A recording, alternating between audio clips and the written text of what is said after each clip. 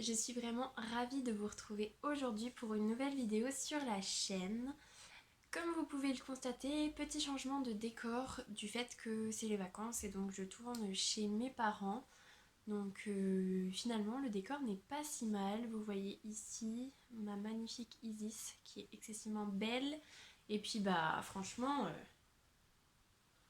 je suis assez fière de cette bibliothèque là, plus que celle que j'ai chez moi, c'est pour dire.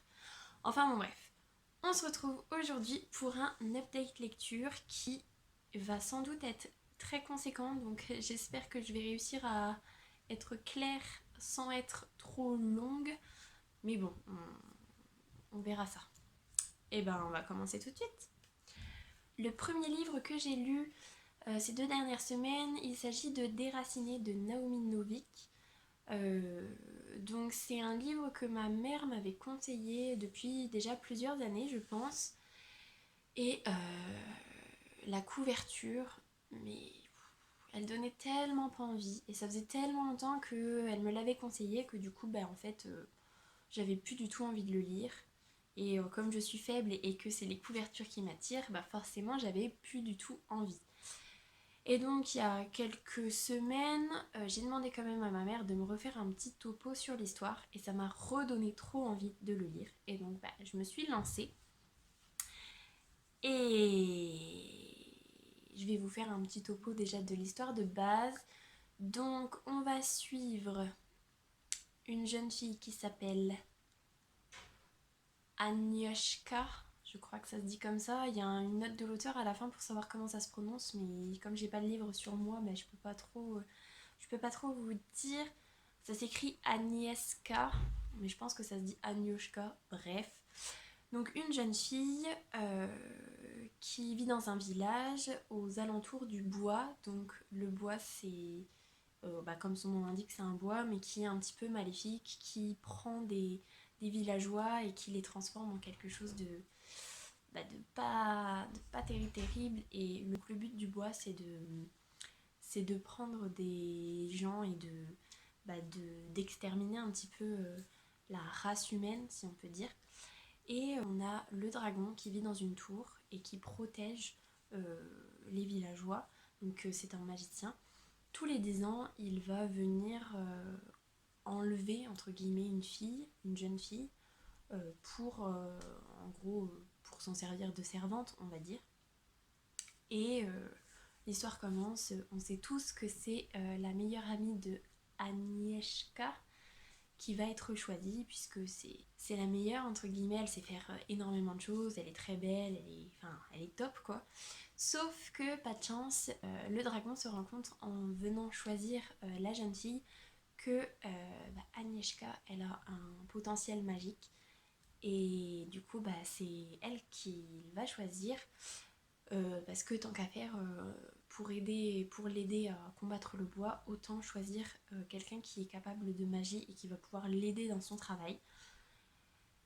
Et voilà à peu près ce qu'il se passe en gros. Maintenant, franchement, j'ai trouvé que c'était une lecture trop bien. J'ai adoré le style de l'auteur, ni trop poussé dans la fantaisie, ni pas assez. Et ce que j'ai vraiment apprécié, c'est le parallèle avec Lovecraft. Donc je n'ai jamais lu de Lovecraft, mais mon chéri aime beaucoup Lovecraft et il en a beaucoup écouté. Et il m'en a fait écouter quelques-uns dans la voiture un jour. Et il y en a une particulièrement de nouvelle que j'ai adorée. Donc je me souviens plus du tout de son nom. Si jamais je le retrouve, je vous le noterai ici. Donc c'est une nouvelle où il y a quelque chose qui arrive d'on ne sait pas où et qui va petit à petit contaminer les plantes, l'eau potable du village, qui va altérer les animaux, qui va les faire se décomposer et devenir complètement fous. Et pareil, les humains vont devenir complètement fous, se mettre à tuer les autres et tout, dans une ambiance un peu glauque, un peu bizarre. Et ça m'a tellement fait penser à ça, le fait que le bois il essaye petit à petit de recouvrir tous les villages, de prendre des gens et de les contaminer. Donc j'ai vraiment aimé ce parallèle-là. Ça m'a vraiment fait trop penser à ça. Et voilà, les personnages. Alors, le personnage d'Agnieszka, il est un peu agaçant au début. Enfin, je la trouve au tout début, hein, vraiment les 40 premières pages, parce que tu te dis, oui, enfin, fais quelque chose, quoi. Certes, t'es un peu effrayée. Enfin, je sais pas, elle a des réactions un petit peu. Je me dis, non, mais c'est bon, calme-toi, arrête de stresser, ça va aller, il va rien te faire, c'est bon, quoi. Mais très vite, elle commence à comprendre déjà pourquoi elle a été choisie, parce qu'à la base, elle sait pas qu'elle a un potentiel magique. Et, et donc, voilà, que ce soit tous les personnages après coup, je les trouve super bien, super attachants. Ils ont et leurs qualités, mais ils ont aussi des défauts qui se marient super bien. Franchement, j'ai trouvé que c'était une super bonne lecture et je ne regrette absolument pas de l'avoir lu. Et ça m'a donné tellement envie de découvrir tout ce que Naomi Novik a écrit. Franchement, c'est une super bonne découverte pour ce début d'année 2020. Euh, et j'étais à deux doigts vraiment de la retirer de ma palle parce que bah, les couvertures sont horribles.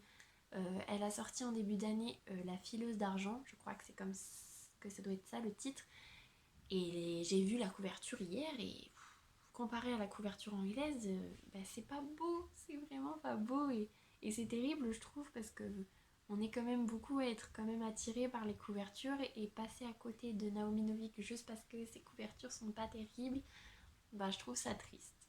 Donc je vous conseille Déraciner à 200% et je pense que très vite je vais revenir pour vous parler de d'autres livres qu'elle a écrits parce que c'était vraiment trop bien.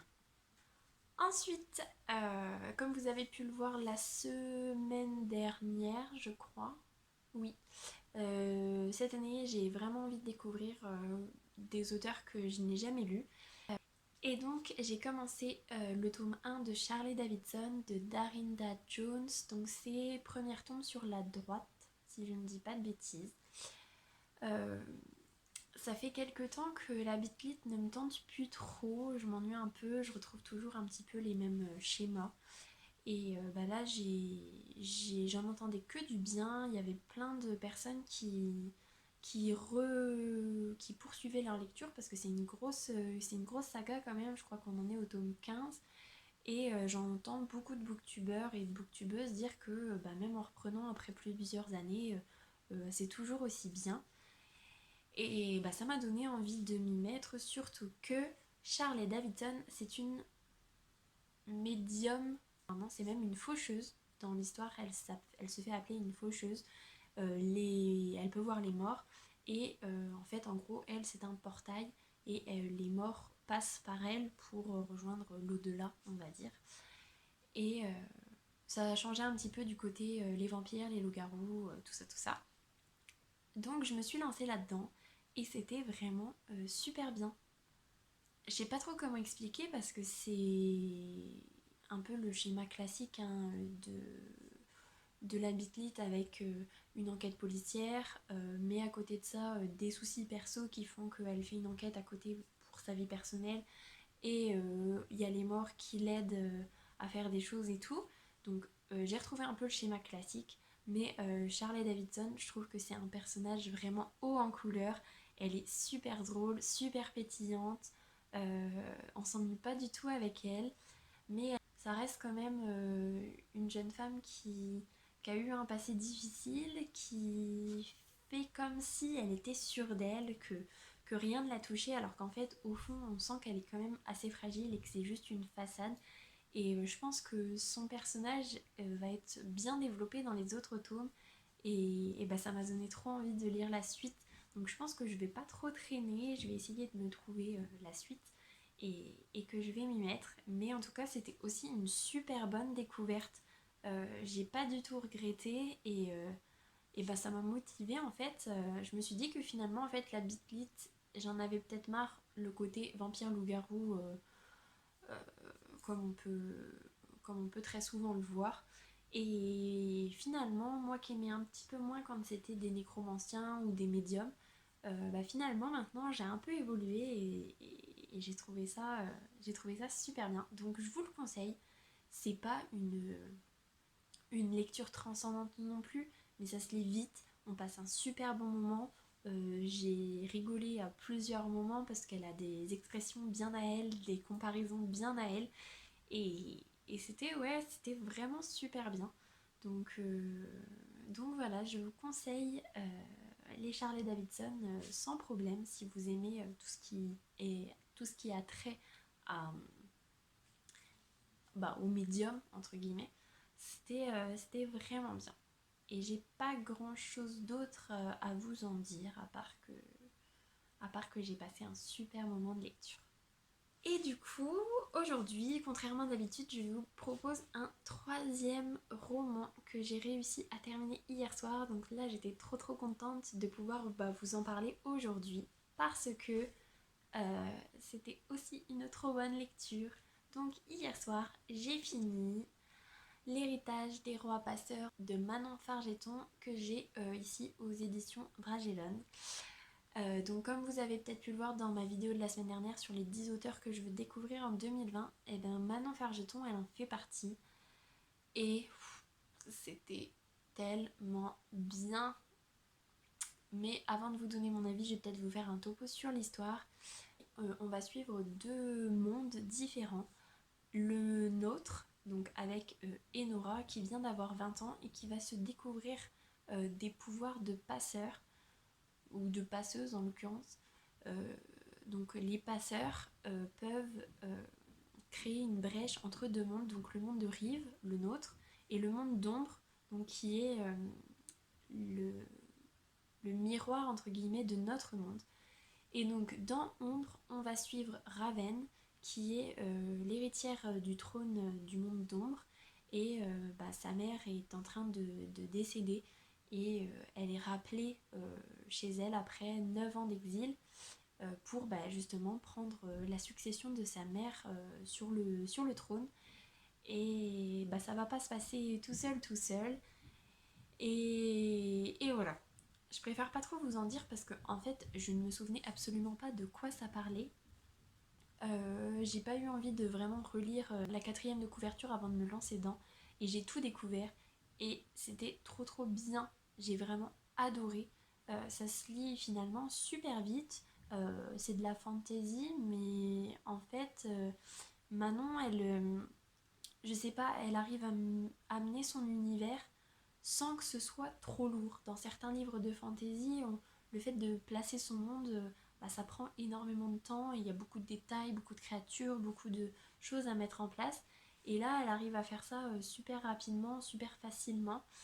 Euh, j'ai trouvé le langage des personnes qui vivent dans Ombre euh, super, super bien pensé, c'était fun à lire. Et l'explication qui arrive au fur et à mesure des chapitres, ça fait du sens. Et c'est ça que j'ai vraiment apprécié, c'est que tout est construit, s'explique, finit par s'expliquer au travers des chapitres et au travers des fragments. Donc c'est des extraits soit de journaux intimes, soit de mémoires de certains personnages. Et, euh, et voilà, j'ai trouvé l'univers super bien construit. Après, peut-être pas aussi développé que ça, mais vu la taille des illusions de Savloir, qui est entre guillemets la suite ou un prolongement de l'histoire, je pense qu'elle va d'autant plus le détailler après. C'était peut-être juste un premier jet, et si ça fonctionnait, elle pouvait se permettre de plus le détailler l'univers. Et, et franchement, non, j'ai rien à redire. Tout fait du sens, tout s'explique. Les personnages sont super top. Je, les, enfin, je les ai tous trouvés cohérents. Euh, Tous plus ou moins attachants. Forcément, il y a des personnages qu'on n'aime pas trop. C'est les méchants de l'histoire, on va dire. J'ai trouvé la fin super bien. En fait, j'ai trouvé l'histoire super bien. On a une alternance de points de vue de personnages euh, tout au long de l'histoire en fait, et chaque chapitre, et on a des petites pauses dans les chapitres pour changer de point de vue justement, mais c'est très court, Ce qui fait que le récit avance assez rapidement puisque des différentes castes, des différents points de vue, ça nous permet d'avoir des informations supplémentaires. Et en même temps, comme c'est relativement court, il n'y a pas d'ennui, il n'y a pas de ah ouais mais ce personnage là je l'aime pas trop donc ça va être long, ou au contraire oh ce personnage je l'aime trop, j'aimerais que ça dure plus longtemps. À aucun moment je me suis dit oh non, pas lui ou pas elle, pas du tout. Comme ça passe très vite en fait, on a tout le temps l'impression que le récit il est un peu linéaire alors qu'au contraire il bouge tout le temps. Et si vous vous souvenez, celui-là, je l'ai reçu dans ma première box de livres et j'avais tellement été déçue par le syndrome Noah que je m'étais dit il faut absolument que j'accroche les 2 autres livres. Et bien avec Manon Fargeton, totalement. Donc je suis trop contente de l'avoir reçu du coup. Je vous le conseille à 200%. Euh, pour les personnes qui veulent commencer la fantasy, qui n'en ont jamais lu et qui aimeraient bien se lancer dedans, franchement, je trouve que celui-là, il est, il est bien. Enfin, il fait rentrer dans l'univers de la fantasy sans trop que ce soit trop lourd, justement. Et voilà, c'était trop trop bien. J'ai pas grand chose d'autre à vous en dire à part que lisez-le, c'était vraiment trop bien. Donc, voilà, pour cet update, franchement, 3 lectures que j'ai adorées. Franchement, c'est un début d'année 2020 où j'ai quasiment fait uniquement des super bonnes lectures, voire des coups de cœur. Et j'espère que ça va continuer comme ça parce que franchement, comme vous avez peut-être pu le voir, j'ai passé une année 2019 de lecture qui n'était pas si bien que ça. Et pouvoir relire que des choses super bien, c'était le top quoi. Voilà, j'espère que cette vidéo n'a pas été trop longue, j'espère qu'avec le montage ça va faire que on va se retrouver avec quelque chose de pas si long que ça. Donc si cette vidéo vous a plu, n'hésitez pas à vous abonner à la chaîne ou à mettre un petit pouce dans les airs, ça me fera énormément plaisir. Et j'espère vous retrouver dans les commentaires pour pouvoir papoter un petit peu sur ces 3 livres-là ou d'autres livres que vous me conseillez. Sur ce, je vais vous laisser. Je vous souhaite une très bonne semaine, de très belles lectures et je vous dis à la semaine prochaine. Salut!